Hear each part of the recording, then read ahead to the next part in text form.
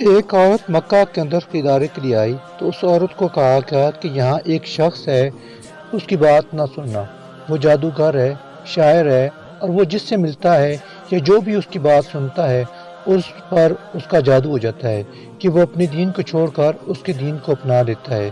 اب اس عورت کو ڈر تھا کہ میری اس شخص سے ملاقات ہی نہ ہو جائے اور وہ میرا دین ہی نہ چھین لے۔ اس عورت نے اپنی گٹھری اٹھا لی، مکہ سے باہر جا کر نکل بیٹھ گئی۔ نبی صلی اللہ علیہ وسلم کا گزر ادھر سے ہوا تو آپ صلی اللہ علیہ وسلم نے دیکھا کہ ایک بزرگ عورت اپنا سامان اٹھائی ہوئی ہے۔ چنانچہ رسول اللہ صلی اللہ علیہ وسلم اس کے پاس تشریف لے گئے اور اس سے پوچھا، آپ کہاں جانا چاہتے ہیں؟ تو اس نے بتایا فلاں جگہ پر۔ آپ صلی اللہ علیہ وسلم نے پوچھا، کیا میں آپ کی مدد کر سکتا ہوں؟ بوڑھی عورت نے خوشی خوشی اپنا سامان دیا اور آپ صلی اللہ علیہ وسلم اس کا سامان اٹھا کر اس کے ساتھ چلنا شروع ہو گئے۔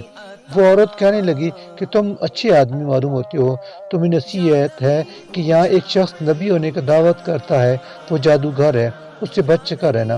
اور سارے راستے وہ حضرت محمد صلی اللہ علیہ وسلم کے بارے میں برا بھلا کہتی رہی، لیکن وہ نہیں جانتی تھی کہ یہ وہی ہیں۔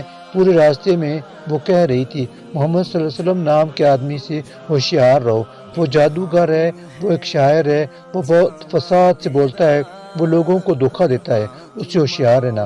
رسول اللہ صلی اللہ علیہ وسلم اس کے گھر پہنچے، اس کا سامان رکھ دیا، اور پھر وہ جانے ہی والے تھے کہ اس عورت نے پوچھا، تمہارا نام کیا ہے؟ میں نے آپ صلی اللہ علیہ وسلم کا نام ابھی اس عورت نے پوچھا ہی تھا کہ نبی صلی اللہ علیہ وسلم نے فرمایا کہ وہ شخص محمد صلی اللہ علیہ وسلم میں ہی ہوں۔ یہ وہ آدمی تھا جس کے بارے میں وہ پورے راستے میں باتیں کرتی رہی۔